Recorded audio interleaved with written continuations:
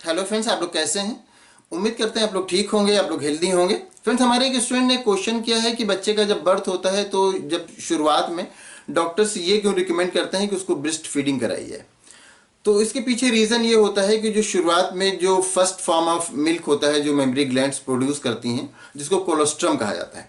तो कोलोस्ट्रम में बहुत सारे न्यूट्रिय मटेरियल तो होते ही हैं, उसके साथ साथ उसमें बहुत सारे एंटीजन भी होते हैं, जो कि जब एंटीजन बच्चे की बॉडी में जाते हैं तो फिर क्या होता है कि उसका इम्यून सिस्टम डेवलप कर देते हैं, उसकी इम्यूनिटी को बढ़ा देते हैं।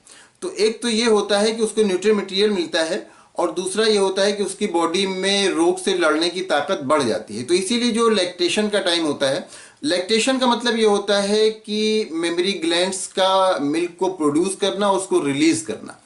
तो जो लैक्टेशन होता है उसमें जो शुरुआत की स्टेज होती है, तो उसमें जो ये कोलोस्ट्रम होता है ये जाकर जब बच्चा फीड करता है इसको, तो उससे क्या होता है कि उसका इम्यून सिस्टम डेवलप होता है और उसको बहुत तरह के न्यूट्रिएंट मटेरियल मिलते हैं। तो इसीलिए डॉक्टर्स रिकमेंड करते हैं कि बच्चे को शुरुआत में ब्रेस्ट फीडिंग कराई जाए, ताकि वो जो कोलेस्ट्रम है वो उसकी बॉडी में जाए और उससे उसका इम्यून डेवलप हो, उसकी बॉडी में एंटीजेंस बने, और वो एंटीजेंस बहुत सारे रोग से लड़ने की फिर ताकत पैदा करते हैं, बहुत सारे रोग से लड़ने के लिए उसकी बॉडी को कैपेबल बना देते हैं, उसका इम्यून सिस्टम डेवलप कर देते हैं।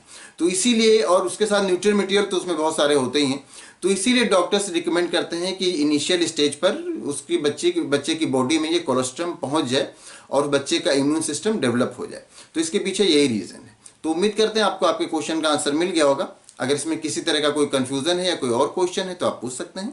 Thank you.